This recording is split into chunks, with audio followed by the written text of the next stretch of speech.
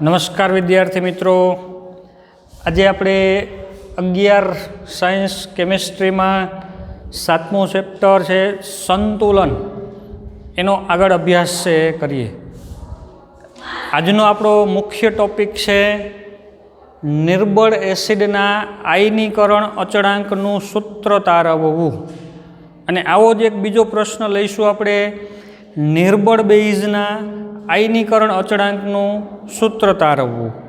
તો નિર્બળ એસિડ કે નિર્બળ બેઝ એનો આયનીકરણ અચળાંક છે એ કેવી રીતે શોધી શકાય એના સૂત્રો આપણે તારવશું. ખાસ દાખલાઓ છે એના માટે, કારણ કે આ બે જે સૂત્રો આપણે તારવશું એની ઉપરથી ઘણા બધા દાખલાઓ છે એનો પાછળ આપણે અભ્યાસ કરીશું. તો આજનો જે આપણો ટૉપિક છે એ ખૂબ જ અગત્યનો છે, એટલે વ્યવસ્થિત એમાં થોડુંક ધ્યાન આપીને સમજવા માટે વિનંતી. ચાલો, સૌથી પહેલાં આપણે લઈએ નિર્બળ એસિડ. સૌથી પહેલાં તો નિર્બળ અને પ્રબળ, બરાબર, આ બંનેમાં શું ફેર તો એ અગાઉ ભણી ગયા કે નિર્બળ એસિડ છે એ માત્ર ખાલી 5% આસપાસ વિયોજન પામે તરત સંતુલન સ્થપાઈ જાય, જ્યારે પ્રબળ છે તો એ તો લગભગ 100% વન સાઇડેડ સંપૂર્ણ આયનીકરણ થઈ જાય. તો આપણે પ્રબળની વાત નથી, એમાં સંતુલન નથી સ્થપાતું એમ કહી શકીએ. વન સાઇડેડ પ્રક્રિયા થઈ જાય છે પૂરેપૂરી. 100% જેટલો પદાર્થ છે સંપૂર્ણ આયનમાં ફેરવાઈ જાય છે, અવિયોજિત પદાર્થ છે એ બાકી રહેતો નથી. તો આપણે અહીં પ્રબળ એસિડની વાત નથી, કારણ કે એમાં સંતુલન નથી, તો એનો અચળાંક આપણે કાંઈ ગણીશું નહીં. કોનો અચળાંક ગણી શકાય કે જેમાં સંતુલન સ્થપાતું હોય એમાં. તો નિર્બળ એસિડ માટે સંતુલન અચળાંક છે એના ઉપરથી એનો આયનીકરણ અચળાંક શું હોઈ શકે એની ગણતરી આપણે કરીએ. તો સૌ પ્રથમ તો નિર્બળ એસિડ, ઉદાહરણ યાદ કરો. દાખલા તરીકે acetic acid C3COOH acetic acid, HCOOH formic acid, HF hydrofluoric acid, બરાબર, HNO2 નાઇટ્રસ એસિડ, આ બધા છે એ કેવા એસિડ છે તો નિર્બળ એસિડ્સ. આ બધાનું એક સામાન્ય ફોર્મ મારે દર્શાવવું હોય તો HA, H એટલે મુક્ત થઈ શકે એવો પ્રોટોન અને A એટલે એનો બાકીનો ભાગ. દાખલા તરીકે આ H અને આ A એટલે HA થઈ ગયું. આમાં આ H અને આ બાકીનો ભાગ છે એને આપણે A કહી. આમાં આ H અને બાકીનો ભાગ છે એને A કહી. આમાં આ H અને બાકીનો ભાગ છે એને A કહી. તો બધા એસિડને એક સામાન્ય ફોર્મમાં દર્શાવવા હોય તો શું કહેવાય? HA. તો આપણે ધારી લઈ કે ભાઈ, ધારો કે આપણે જે અચળાંક શોધવાનો છે નિર્બળ એસિડ છે HA. બીજું કે આ મોનોબેઝિક એસિડ્સ, ડાયબેઝિક કે ટ્રાયબેઝિક નથી. ડાયબેઝિક હોય તો એમાં 2H+ ઉત્પન્ન થતા હોય, ટ્રાયબેઝિક હોય તો 3H+ ઉત્પન્ન થતા હોય. આપણે જે અભ્યાસ કરવાનો છે એ કેવો એસિડ છે તો મોનોબેઝિક નિર્બળ એસિડ. મીન્સ કે એમાંથી એક જ H+ છે એ ઉત્પન્ન થશે. તો આપણે એવા મોનોબેઝિક નિર્બળ એસિડ HAનું આયનીકરણ અચળાંક માટેનું સૂત્ર છે એ તારવવાનું છે. ચાલો, એની નોંધ છે એ આપણે અહીં કરીએ.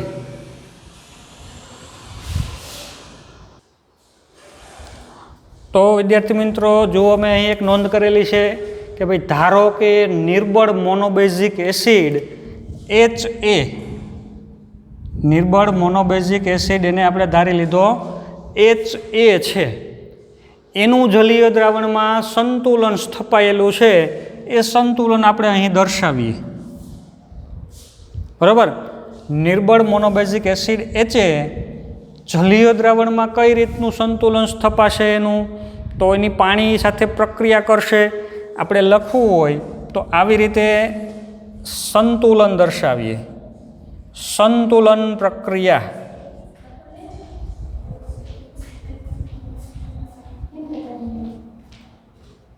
ચાલો, તો આ સંતુલન પ્રક્રિયા કઈ રીતે દર્શાવાય એ તમે લોકો જાણો છો. આપણે આના અગાઉનો જે પાર્ટ હતો એમાં ઘણા બધા દાખલાઓ છે, એમાં આવી રીતે આપણે સંતુલન પ્રક્રિયા છે એ દર્શાવેલી છે.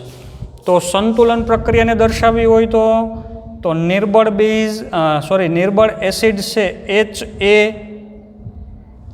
એની પ્રક્રિયા કોની સાથે થશે તો H2O સાથે. આ નિર્બળ એસિડ છે એટલે પ્રોટોન આપશે આને, એટલે અહીં બનશે H3O પ્લસ અને આમાંથી વધશે A માઇનસ.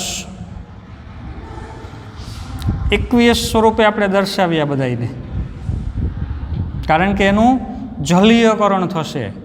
જલીયકરણ એટલે શું તમને ખ્યાલ છે? પાણીના અણુઓ એની ફરતે હાઇડ્રોજન બંધથી ઘેરાઈ જશે. તો આ આપણે સંતુલન પ્રક્રિયા લખી. ધારો કે નિર્બળ મોનોબેઝિક એસિડ HA છે, એનું જલીય દ્રાવણમાં આવી રીતનું સંતુલન સ્થપાયેલું છે. આ થઈ એની સંતુલન પ્રક્રિયા. હજે આપણે બીજું એક વસ્તુ થોડીક ધારી લીધું છે. ધારો કે એસિડની શરૂઆતની સાંદ્રતા છે કેટલી છે ધારી લીધી આપણે.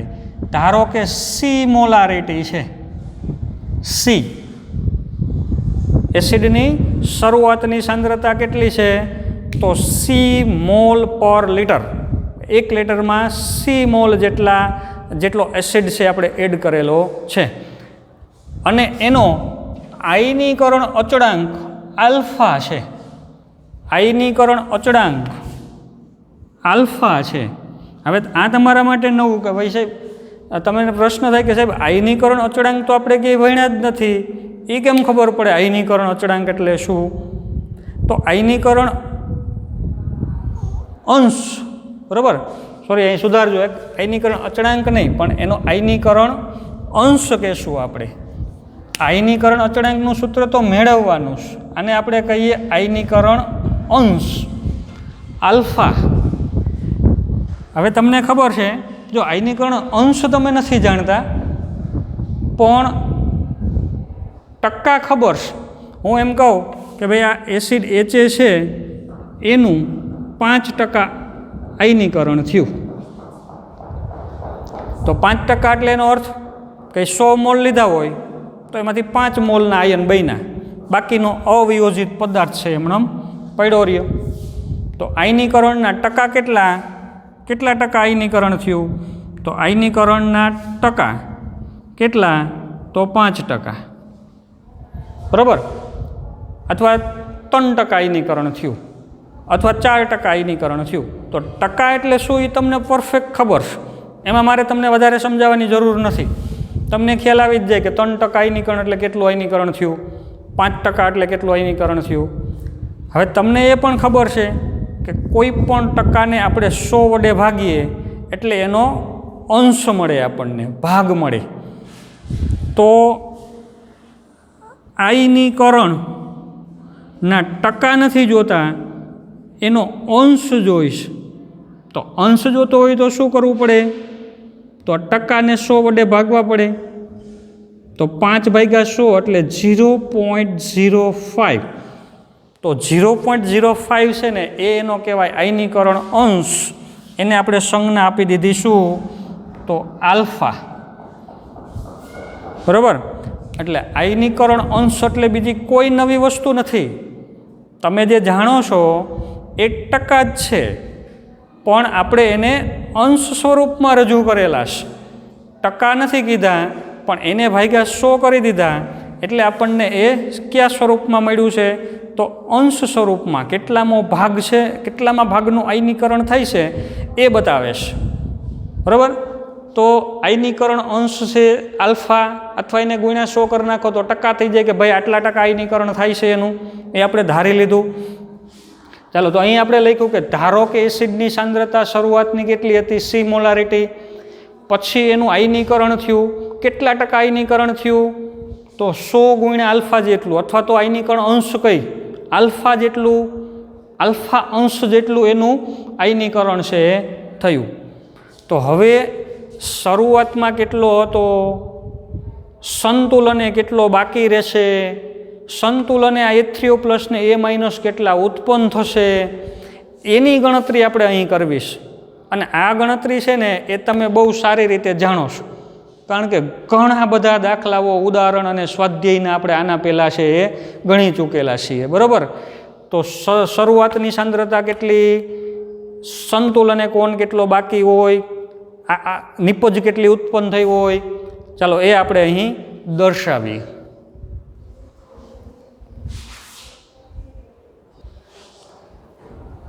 તો નોંધ કરો કે ભાઈ શરૂઆતની સાંદ્રતા કેટલા મોલારિટી છે કોની, સંતુલને સાંદ્રતા કોણ કેટલા મોલારિટી ધરાવે છે એની નોંધ કરો. તો આપણે અહીં લખ્યું જ છે કે ભાઈ એસિડની શરૂઆતની સાંદ્રતા સી મોલારિટી છે, એટલે કે એચ એ એની શરૂઆતની સાંદ્રતા દર્શાવી અહીં સી મોલારિટી, બરાબર. હવે આની સાંદ્રતા તો આપણે કંઈ શરૂઆતમાં દર્શાવતા નથી. H3O+ ની સાંદ્રતા તો ખબર હોય 55.55 મોલારિટી જેટલું હોય 1 લિટરમાં, પણ એ તો અચળ રહેશે એટલે આપણે એની સાંદ્રતા પણ દર્શાવવાની જરૂર નથી.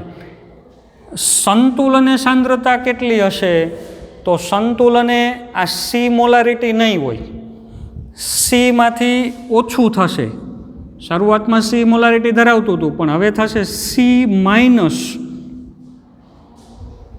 એમાંથી ઓછું થશે. કેટલું ઓછું થશે, તો જેટલા H3O+ અને A- બને ને એટલું આ ઘટશે. પણ હવે પ્રશ્ન એ છે કે ભાઈ આ બંને બનશે કેટલા, તો આપણને ખબર છે આયનીકરણ કેટલું થાય છે.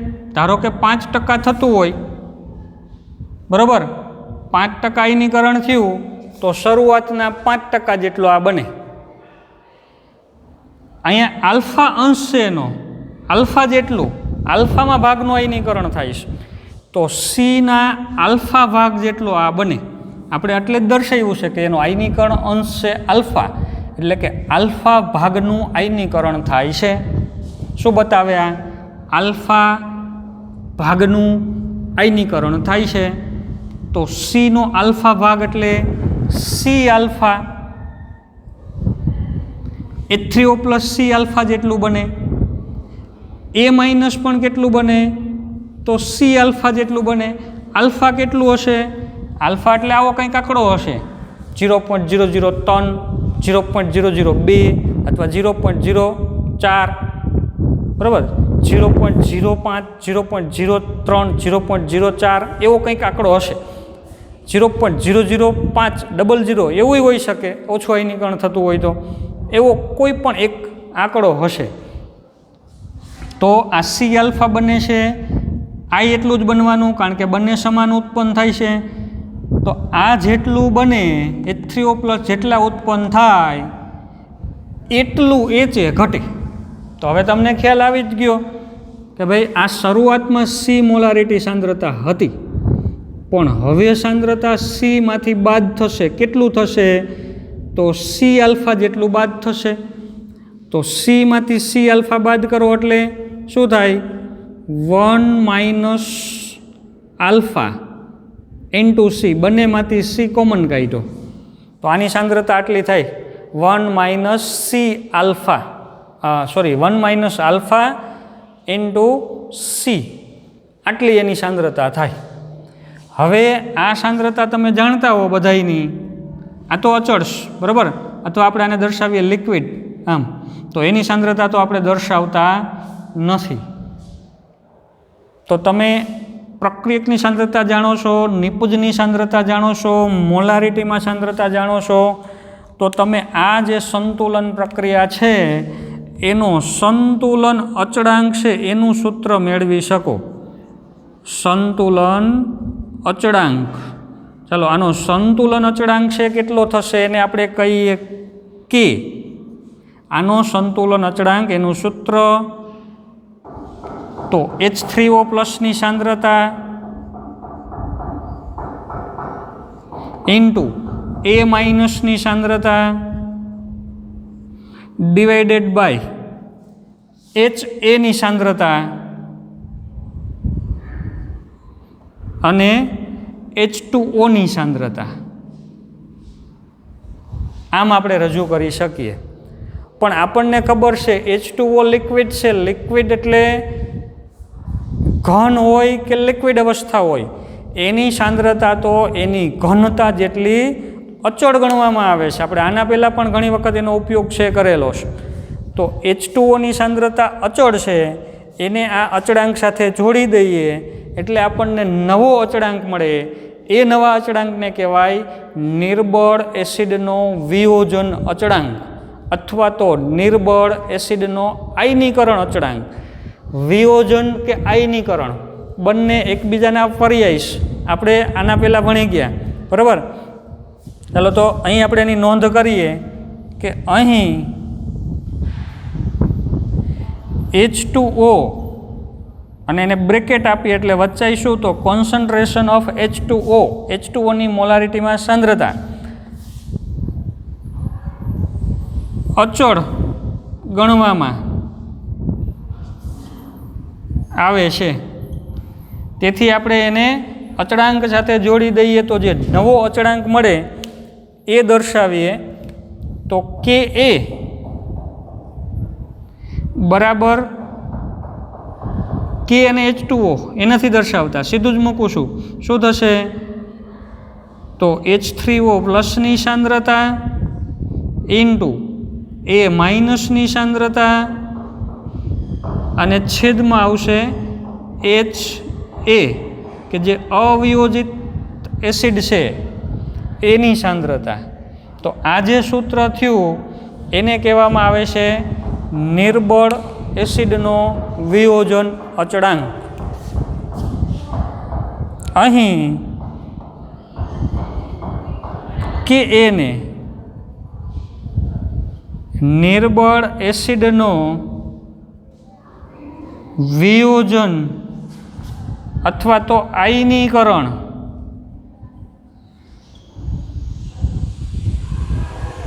અચળાંક કહેવાય છે. ચાલો તો આપણો પ્રશ્ન હતો કે ભાઈ નિર્બળ એસિડના આયનીકરણ અચળાંકનું સૂત્ર તારવો. તો આ સૂત્ર આપણે તાર્યું કે A બરાબર H3O પ્લસની સાંદ્રતા ઇન્ટુ A માઇનસની સાંદ્રતા ડિવાઇડેડ બાય અવિયોજિત HAની સાંદ્રતા કે જે વિયોજન નથી પામેલો એવા એસિડ HA એની સાંદ્રતા, બરાબર. તો આ જે આપણે ગુણોત્તર લીધો એ ગુણોત્તરને કહીએ કે એ નિર્બળ એસિડ મોનોબેઝિક નિર્બળ એસિડ HA એનો જે આયનીકરણ અચળાંક છે અથવા તો એનો વિયોજન અચળાંક છે. ચાલો આ સૂત્રને થોડુંક હજી વ્યવહારુ આપણે દાખલાઓમાં કેવી રીતે એનું ઉપયોજન કરી શકાય એવા સ્વરૂપમાં રજૂ કરીએ. જુઓ, આ સૂત્ર ખાસ દાખલાઓમાં ઉપયોગી નથી, પણ આને થોડોક વ્યવહારુ ઉપયોગ થાય એવી રીતે રજૂ કરું તો એ સૂત્ર છે ને એ ખાસ દાખલાઓ માટે અગત્યનું બનશે. કઈ રીતે? તો Ka બરાબર શું આપ્યું છે? H3O પ્લસની સાંદ્રતા અને A માઇનસની સાંદ્રતા.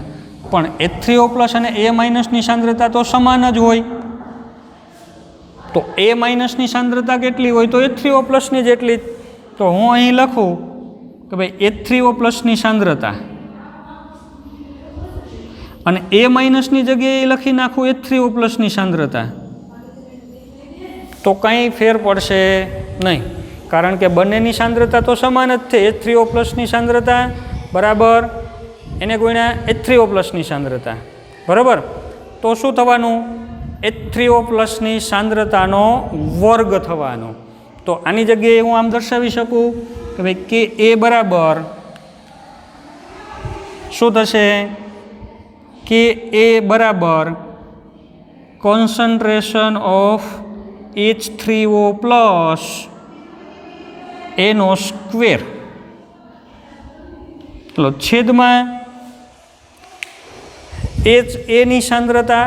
પણ HAની સાંદ્રતા તો R રહી 1 માઇનસ આલ્ફા ઇન્ટુ C, અથવા તો એમ લખીએ C 1 minus alpha, C 1 minus alpha. તો આ સૂત્ર થયું વ્યવહારુ, થોડુંક દાખલાઓમાં ઉપયોગ કરી શકાય એવું. કે એ બરાબર H3O પ્લસ ની સાંદ્રતાનો વર્ગ છેદમાં C1 માઇનસ આલ્ફા. બરાબર. પણ હજુ અહીંયા જે 1 માઇનસ આલ્ફા છે ને એ અવગણી શકાય એવું હોય, કારણ કે 1 માઇનસ આલ્ફા એટલે તો 0.002 અથવા 0. ઘણી વખત 002 આવું હોય, તો આના બરાબર તો તમે 1 લઈ શકો. બરાબર. તો આના બરાબર તો તમે આમ કહી શકો. તો સૂત્ર શું થશે કે એ બરાબર H3O પ્લસ ની સાંદ્રતાનો વર્ગ છેદમાં આવશે ખાલી C. તો આ સૂત્ર છે એનો આપણે દાખલાઓમાં ઘણો બધો ઉપયોગ કરીશું, એટલે તમારે આ સૂત્ર છે એ ખાસ યાદ રાખવાનું છે. બરાબર. તો ફાઇનલ આ સૂત્ર મળ્યું કે ભાઈ નિર્બળ એસિડનો વિયોજન અચળાંક કે એ બરાબર H3O પ્લસની સાંદ્રતાનો વર્ગ છેદમાં નિર્બળ એસિડની મૂળ સાંદ્રતા C. ચાલો અહીં એક બીજી વસ્તુ નોંધ કરીએ કે ભાઈ આ કે એ તાપમાન ઉપર આધારિત હોય કે નહીં, તો હા, કારણ કે તાપમાન વધે કે ઘટે એ સંતુલન પ્રક્રિયામાં તરત ફેર પડે. H3O પ્લસની સાંદ્રતામાં વધારો થાય અથવા ઘટાડો થાય. બરાબર. એટલે કે એના મૂલ્યમાં તરત વધારે કે ઓછું મૂલ્ય છે એ મળે. તો અહીં એક નોંધ કરીએ કે એ નું મૂલ્ય તાપમાન પર આધારિત છે. તાપમાન વધે તો કે એનું મૂલ્ય વધે. આપણે જેમ પાણીના આયનીય ગુણાકાર ભણ્યા હતા એવી જ રીતનું કે એનું મૂલ્ય તાપમાન ઉપર આધારિત છે. તાપમાનનો વધારો કરો તો કે એના મૂલ્યમાં વધારો થાય. બીજું કે એનું મૂલ્ય શું બતાવે છે, તો કે એનું મૂલ્ય છે એ એક પ્રકારે H3O પ્લસ કેટલી સાંદ્રતા ધરાવે છે એ બતાવે છે. જેમ કે એનું મૂલ્ય ઊંચું એમ એસિડની નિર્બળતા ઓછી, તો વધુ કે એનું મૂલ્ય ધરાવતો એસિડ ઓછો નિર્બળ કહેવાય. બરાબર. કારણ કે જેમ કે એનું મૂલ્ય વધતું જાય એનો અર્થ કે એમાં H3O પ્લસ વધારે ઉત્પન્ન થતા જાય છે. જેમ H3O પ્લસ વધારે ઉત્પન્ન થતા જાય એમ એ એસિડ છે એ ઓછો નિર્બળ કહેવાય. તો વિદ્યાર્થી મિત્રો, આ આપણે એક સૂત્ર તાર્યું છે. કોના માટેનું છે ખાસ યાદ રાખજો. આ સૂત્ર છે નિર્બળ એસિડના વિયોજન અચળાંકનું, અને દાખલાઓ માટે ખૂબ જ અગત્યનું છે. બરાબર. દાખલાઓ માટે ખૂબ જ અગત્યનું એવું આ મોસ્ટ IMP એવું સૂત્ર કહી શકાય. તો તમને આવડવું જ જોઈએ ભાઈ. નિર્બળ એસિડનો વિયોજન અચળાંક કે એ બરાબર H3O પ્લસની સાંદ્રતાનો વર્ગ છેદમાં C. આખી થિયરી કાંઈ ન આવડે તો કાંઈ નહીં, પણ એક આ સૂત્ર છે ને એમાં કોઈ પણ પ્રકારની ભૂલ વગર આવડવું જોઈએ. બરાબર. ચાલો, તો નિર્બળ એસિડ એવો જ એક પ્રશ્ન હવે આપણે લેવો છે, આની કોપી જ. નિર્બળ બેઝના આયનીકરણ અચળાંકનું સૂત્ર તારવો. અહીં આપણે એક એવો જ પ્રશ્ન લેશું કે ભાઈ નિર્બળ બેઝના આયનીકરણ અચળાંકનું સૂત્ર તારવું.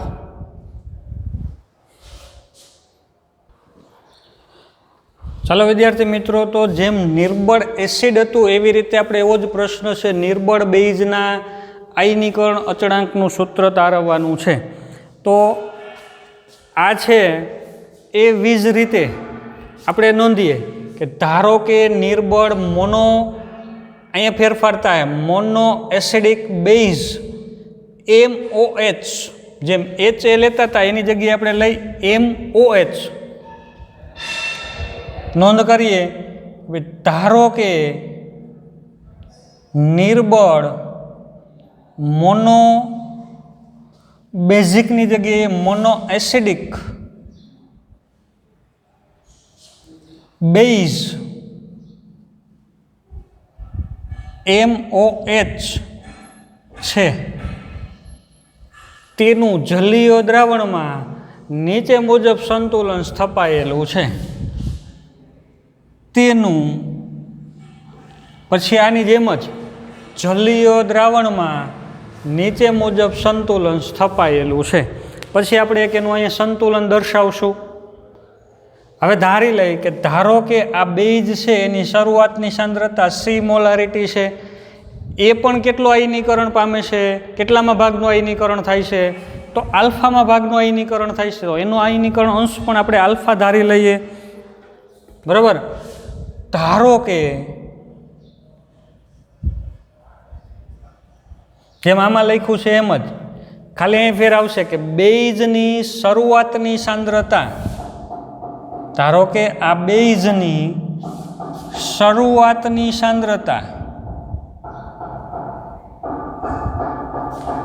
C મોલારિટી છે એની શરૂઆતની સાંદ્રતા C મોલારિટી છે અને તેનો આયનીકરણ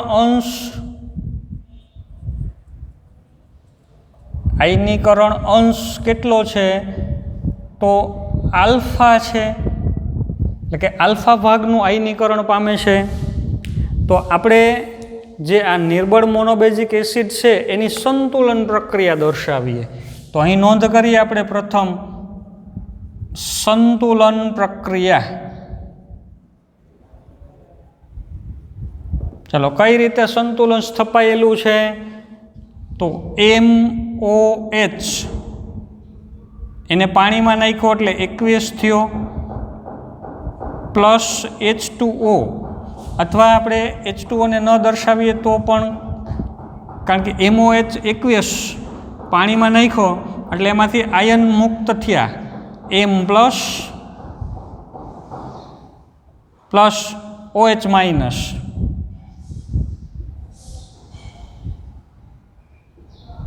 શેમાં આપણે ઉમેર્યો છે અને H2O લિક્વિડમાં બરાબર અથવા આની જેમ આખી પ્રક્રિયા જ દર્શાવીએ એટલે તમને સમજવામાં સરળતા રહે કે ભાઈ આ આપણે લખી MOH પ્લસ H2O એમાંથી સંતુલન સ્થપાય છે કોની વચ્ચે તો M પ્લસ અને OH માઇનસ અને આ બધાય આપણે આને દર્શાવી એકવીસ આ લિક્વિડ એકવીસ આનું જલીયકરણ થાય છે તો આ થઈ એની સંતુલન પ્રક્રિયા હવે એની શરૂઆતની સાંદ્રતા કેટલી હશે એ દર્શાવીએ અહીં બરાબર દરેકમાં શરૂઆતની સાંદ્રતા મોલારિટીમાં દર્શાવીએ તો ધારો કે આ MOH છે C મોલારિટી સાંદ્રતા ધરાવે છે આ તો જલ લિક્વિડ છે એની સાંદ્રતા આપણે અચળ ગણીએ છીએ આ હજી કંઈ શરૂઆતમાં બન્યા નથી હવે સંતુલને કેટલી સાંદ્રતા બાકી હશે તો સંતુલને સાંદ્રતા આ ખૂબ અગત્યનું આમાં પૂરેપૂરી સમજ હોવી જોઈએ સંતુલને MOH કેટલો હશે તો શરૂઆતમાં C મોલારિટી હતું હવે એમાંથી કંઈક બાદ થશે માઇનસ પણ એ માઇનસ કેટલું થશે તો આ જેટલું બને એટલું M પ્લસ કેટલો ઉત્પન્ન થાય તો Cમાં ભાગ આલ્ફા ભાગનો છે મૂળ હોય એના આલ્ફા ભાગનો એટલે C આલ્ફા જેટલો M પ્લસ બને M પ્લસ જેટલો બને એટલો જ OH બને એટલે એ પણ કેટલો થાય તો C આલ્ફા જેટલો તો જેટલા M પ્લસ ઉત્પન્ન થાય એટલા અહીંથી બાદ થાય તો C હતી સાંદ્રતા એમાંથી C આલ્ફાને બાદ કરો તો આની સાંદ્રતા વધી C કોમન કાઢી લ્યો તો C1 માઇનસ આલ્ફા C ને આપણે બહાર કાઢી લીધું 1 માઇનસ આલ્ફા ઇન્ટુ C કરો અથવા તો C ને પહેલાં બહાર કાઢો તો C ઇન્ટુ 1 માઇનસ આલ્ફા એની મોલારિટી વધી આટલી સાંદ્રતા બાકી વધે બરાબર તો હવે આપણે બધાયની સાંદ્રતા જાણીએ છીએ તો આપણે હવે શું કરી શકીએ તો સંતુલન અચળાંક આનો સંતુલન અચળાંક કે એનું સૂત્ર મૂકીએ તો સંતુલન અચળાંક બરાબર m પ્લસ ની સાંદ્રતા ઇન્ટુ OH માઇનસની સાંદ્રતા અને છેદમાં આવશે MOH ની સાંદ્રતા ઇન્ટુ H2O ની સાંદ્રતા નહીં દર્શાવી અત્યારે, પણ H2O ની સાંદ્રતા તો એની મૂળ સાંદ્રતા 55.55 મોલારિટી જેટલી અચળ ગણવામાં આવે છે. તો આપણે અહીંયા જેમ લખ્યું હતું એમ H2O છે એને તો અચળ ગણી લઈએ, આની હારે જોડી દઈએ તો જે નવો અચળાંક મળે એને આપણે કહેશું નિર્બળ એસિડનો આયનીકરણ અચળાંક. એને આપણે નિર્બળ બેઝનો આયનીકરણ અચળાંક એને કહી દઈએ KB. તો KB બરાબર આને આની હારે જોડી દીધો, નવો અચળાંક આવ્યો KB. શું થશે તો M પ્લસની સાંદ્રતા ઇન્ટુ OH માઇનસની સાંદ્રતા અને છેદમાં થશે MOHની સાંદ્રતા. આ જે KB છે એને શું કહીએ તો નિર્બળ બેઝનો વિયોજન અચળાંક અથવા નિર્બળ એસિડનો વિયોજન અચળાંક. ચાલો હજી આમાં આપણે કિંમત મૂકીએ તો KB બરાબર M પ્લસ અને OH માઇનસ બંને સરખા ઉત્પન્ન થાય છે. આ જુઓ, જેટલી સાંદ્રતા M પ્લસની હોય એટલી જ OH માઇનસની હોય, બરાબર, બંને સરખા ઉત્પન્ન થાય છે. તો હું અહીંયા M પ્લસની જગ્યાએ OH માઇનસ લખી શકું, OH માઇનસની સાંદ્રતા એને ગુણ્યા OH માઇનસની સાંદ્રતા અને છેદમાં શું આવશે તો છેદમાં આવશે MOHની સાંદ્રતા, બરાબર. છેદમાં લખું MOHની સાંદ્રતા, પણ આ OH માઇનસની સાંદ્રતા ઇન્ટુ OH માઇનસની સાંદ્રતા એટલે શું થઈ ગયું, ચાલો, એટલે થઈ ગયું OH માઇનસની સાંદ્રતાનો વર્ગ, બરાબર. હવે આપણે આમાં કિંમત મૂકી દઈએ, અજાણી જ છે કિંમત દરેકની. જો આના જેવું સૂત્ર થઈ ગયું, બરાબર. આના જેવું સૂત્ર મળે આપણને ફાઇનલ કે ભાઈ KB બરાબર OH માઇનસની સાંદ્રતાનો વર્ગ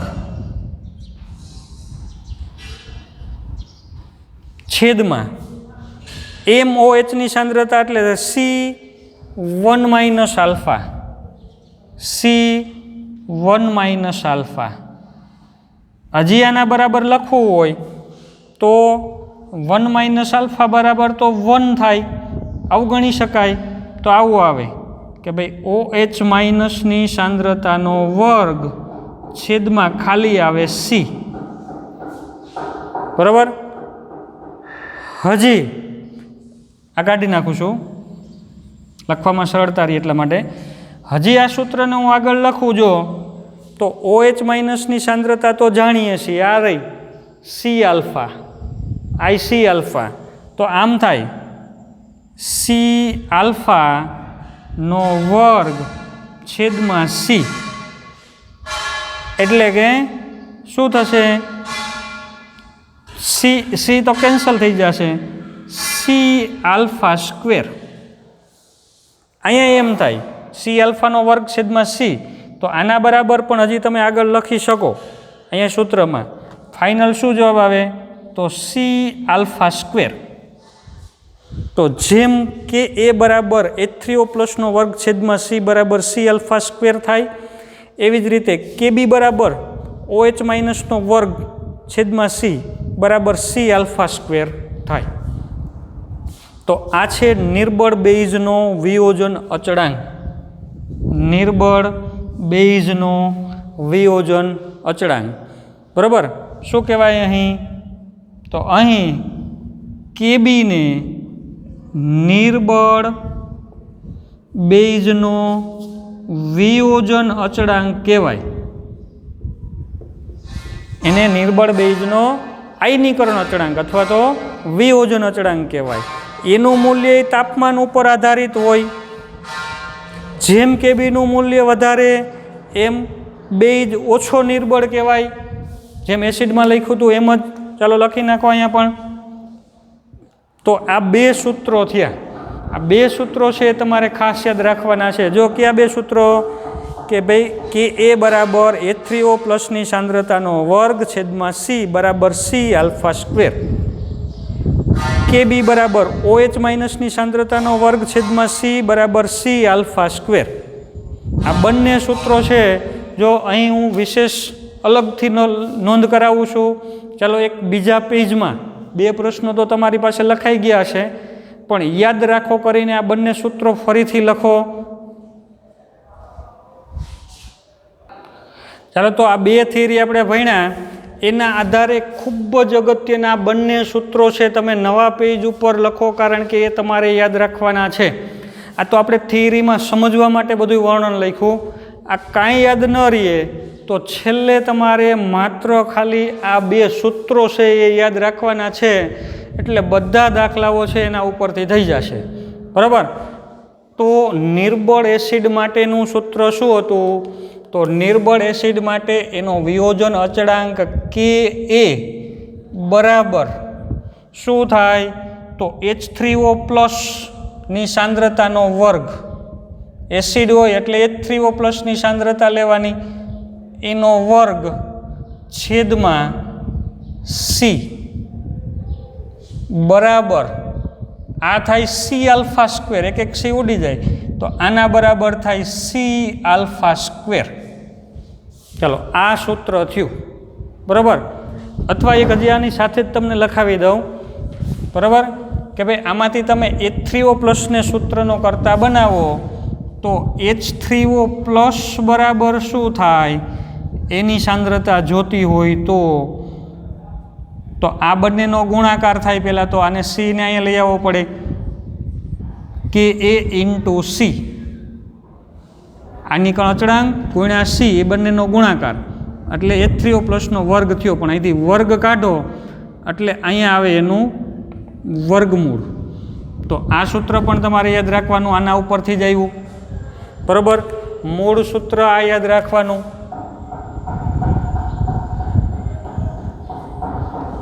એના ઉપરથી આ સૂત્ર બન્યું. અથવા આ બાજુય બને, આ સીને આ બાજુ લઈ લઉં તો H3O પ્લસનો વર્ગ બરાબર શું થાય? તો થાય સીનો વર્ગ આલ્ફાનો વર્ગ. જો આમ H3O પ્લસનો વર્ગ બરાબર શું થાય? તો આ બેનો ગુણાકાર સીનો વર્ગ આલ્ફાનો વર્ગ. પણ અહીંથી હું વર્ગ કાઢું તો આ બેનો વર્ગ નીકળી જાય એટલે ખાલી વધે શું? C alpha. તો તમારે સૂત્ર આ યાદ રાખવાનું છે, પણ જરૂર પડે ત્યારે એના ઉપરથી આ સૂત્ર બનાવતા આવડતું હોવું જોઈએ. બરાબર? તો એવી જ રીતે હવે નિર્બળ બેઝ માટે